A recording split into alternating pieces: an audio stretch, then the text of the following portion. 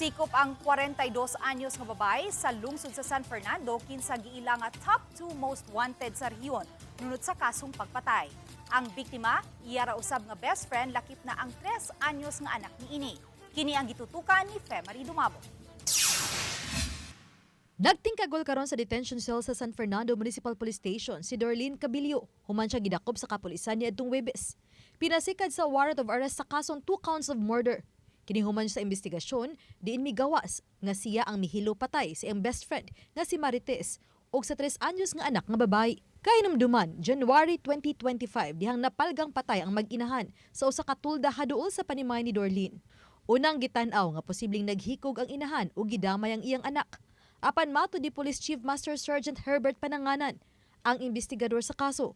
Daan na silang gaduda nga adunay foul play sa kamatayon sa biktima. Hinungdan nga paday ng ilang investigasyon.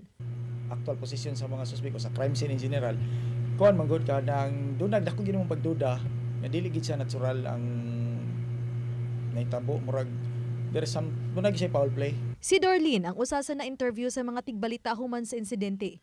Dinhi iyang gitugan nga nagduda siya nga nagkutlo sa kinabuhi ang iyang amiga nga si Marites. Base kini sa isugilon sa biktima ngadto kaniya. Apan ni patimaw sa ilang buhatan sa kapulisan ang 16 anyos nga saksi sa krimen.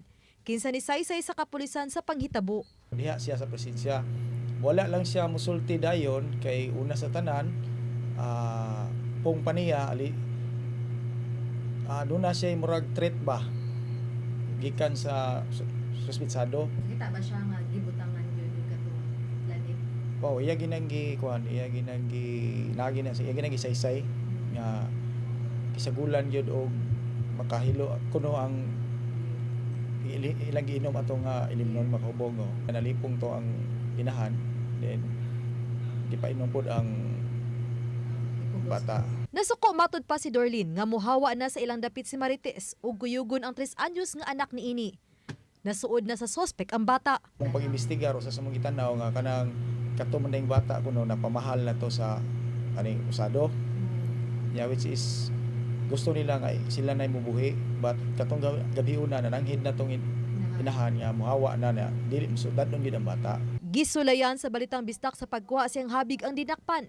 Apan nagdumili na kini sa pag-atubang ug natubagon ra matod niya ang kaso sa korte. Oba ni Cleofer Lumayag, Femari Dumabok. Balitang bisdak.